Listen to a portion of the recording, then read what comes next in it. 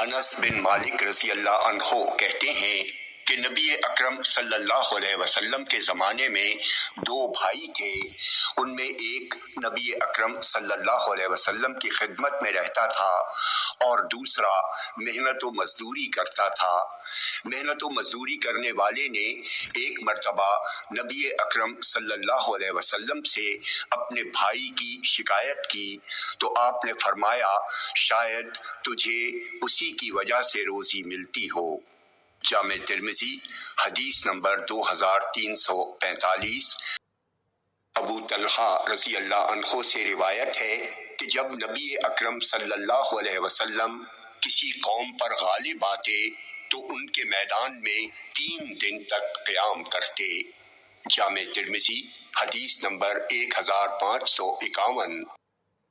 ابو ہریرہ رضی اللہ عنہ کہتے ہیں کہ رسول اللہ صلی اللہ علیہ وسلم نے فرمایا اس شخص کی ناک خاک آلود ہو جس کے پاس میرا ذکر کیا جائے اور وہ شخص مجھ پر درود نہ بھیجے، اور اس شخص کی بھی ناک خاک آلود ہو جس کی زندگی میں رمضان کا مہینہ آیا اور اس کی مغفرت ہوئے بغیر وہ مہینہ گزر گیا، اور اس شخص کی بھی ناک خاک آلود ہو جس نے اپنے ماں باپ کو بڑھاپے میں پایا ہو اور وہ دونوں اسے ان کے ساتھ حسن سلوک نہ کرنے کی وجہ سے جنت کا مستحق نہ بنا سکے ہوں۔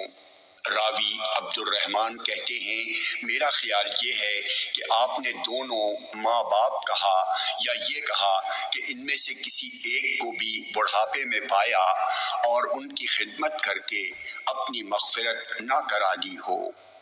جامع ترمذی حدیث نمبر 3545۔ ام المومنین عائشہ رضی اللہ عنہا سے روایت ہے کہ نبی اکرم صلی اللہ علیہ وسلم کی وفات ہوئی تو آپ 63 سال کے تھے۔ جامع ترمذی حدیث نمبر 3654۔